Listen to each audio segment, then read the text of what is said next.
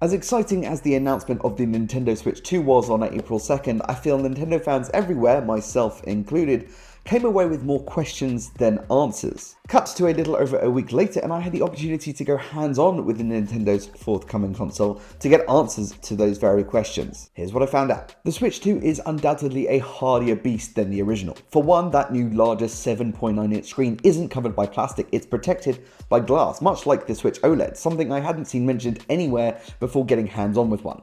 Whilst that reduces the chances of scratches, it doesn't eliminate them though. There were only 200 units at the Switch 2 experience in London, and despite being one of the first there on the first day of the event with the display off, there were already a few noticeable scrapes on the hardware. However, I do suspect that the devices at this event may have been the same as those used at the initial Paris hands-on a week earlier, in which case this early wear and tear may be the result of a few thousand journalists, influencers, and Nintendo fans having already put these particular samples through their paces, not a normal use case. Nonetheless, consider investing in a screen protector if you'd like to carry a Switch with you. Even with some of the additional ports and holes, there's now a secondary top-mounted USB-C for accessories and power when the console is docked or being used in tabletop mode, alongside cooling outlets and 2 long speaker grills underneath. The dark grey plastic in between and throughout the main body of the Switch 2 looks thicker and feels sturdier, and it also has a subtle sparkle to it too. The game card slot appears to have been reinforced as well, with fractionally thicker plastic being revealed when pulled up, resulting in a little less flex, accompanied by a new metal shroud that serves to better protect inserted cartridges, while also reducing the risk of the cover coming open if you accidentally catch it on something. It's no secret that Nintendo made a mistake with the flimsy offset kickstand of the original Switch. And while of course it remedied things a few years later with the Switch OLED's kickstand, the Switch 2's kickstand is a sort of best of both approach. Like the Switch OLED, it runs the length of the console's back, is hewn from sturdy metal, and can hold its position at any angle through its full range of motion. Unlike the OLED model's kickstand though, it's taken on a U-shape rather than a full flat panel, occupying less space. This helps keep weight down on what is undeniably a heavier console, 27% heavier in fact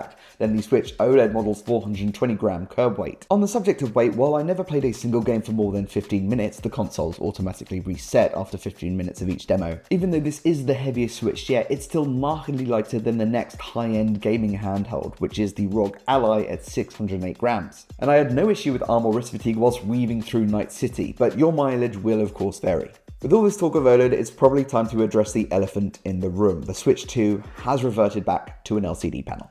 Although disappointing on paper, the panel Nintendo has gone for is still very good, and a huge step up from the viewing experience on the original Switch and Switch Lite. And while it doesn't have the beautiful blacks of the previous model's screen, you still get impressive colour and contrast, and there's little in the way of light leak from what I could see. Part of this is likely due to the panel's HDR talents, but I would have loved if Nintendo would have considered mini LED tech as a compromise on OLED with better localized dimming than what's on offer. Beyond the obvious and still surprising improvements afforded to games by that display's native Full HD 120 FPS output though, one other upgrade that appears to have gone unnoticed is that the Switch 2 screen looks to be laminated too. This means the pixels are as close to the cover glass as possible without so much as an air gap, reducing reflectivity and improving clarity and contrast even more. Joy-Cons are among the most unique aspects of the Nintendo Switch's hardware, and even though consoles like the Lenovo Legion Go have cribbed the idea since, the larger Joy-Con 2s on the Switch 2 are a worthwhile upgrade. Their larger size means better ergonomics, the face directional buttons have been upscaled too, but they don't rely on rails to attach and detach from the Switch 2's body as on previous models. They use magnets.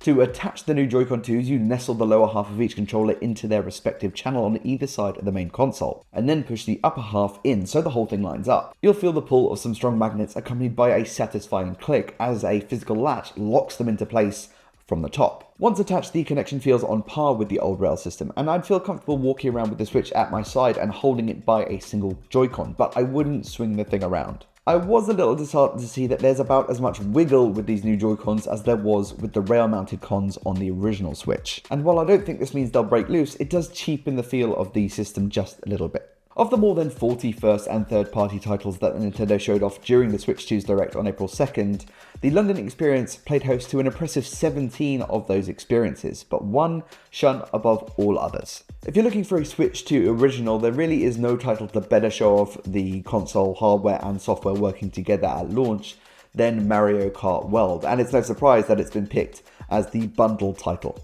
Excluding Switch 2 edition upgrades and virtual console offerings, no single game delivered such a consistent high-fidelity experience, including a rock-solid 60 FPS, crisp HDR visuals and engrossing gameplay that was both immediately familiar and surprising thanks to a new open world structure and fresh mechanics like wall riding, rail grinding and 24-player races all at once. Joint second place goes to Metroid Prime 4 and Donkey Kong Bananza. Samus' latest caper grants the ability to switch to mouse mode on the fly for precision aiming, along with the option of 120 FPS fluidity, rendering beyond the tightest feeling entry in the Prime series yet.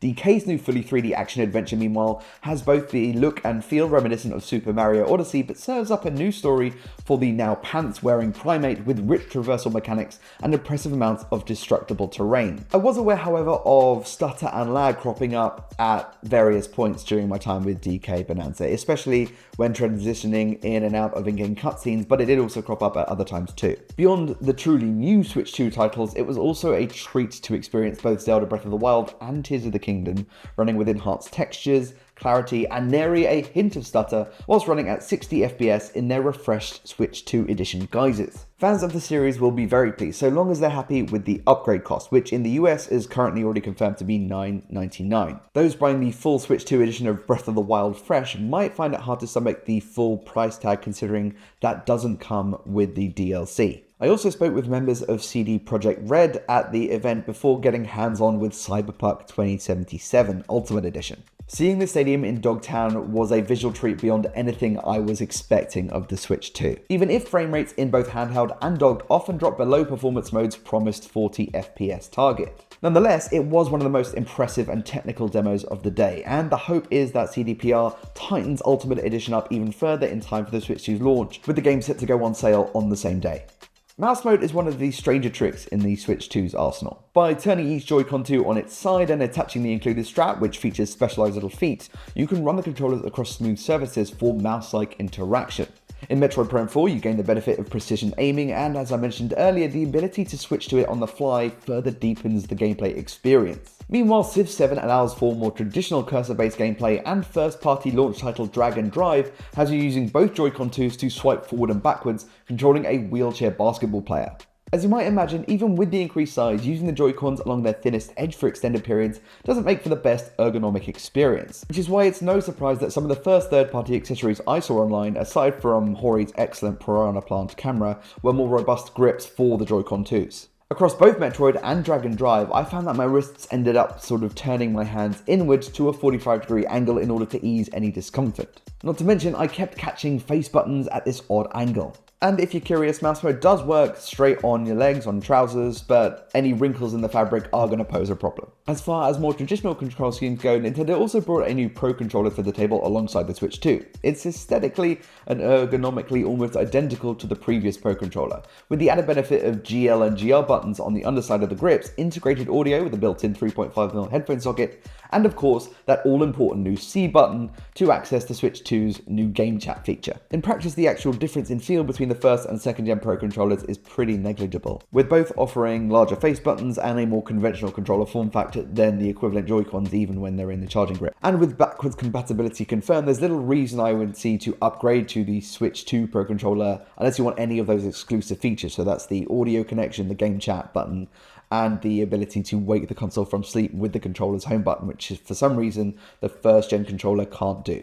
I also tried out the new GameCube Controller, announced as a tie-in to the new GameCube Virtual Console that comes as part of the Nintendo Switch Online Expansion Pass experience exclusively on the Switch 2. Running around Outset Island in Wind Waker, one of the first titles coming to the GameCube Virtual Console, felt exactly the same, and while there are a few minor tweaks, ergonomically and haptically, this new GameCube controller feels just like the original, right down to the squeeze and click analog shoulder buttons. It does include new game chat and home buttons though, positioned along the top face next to a new USB-C charging port, but otherwise looks and feels unchanged.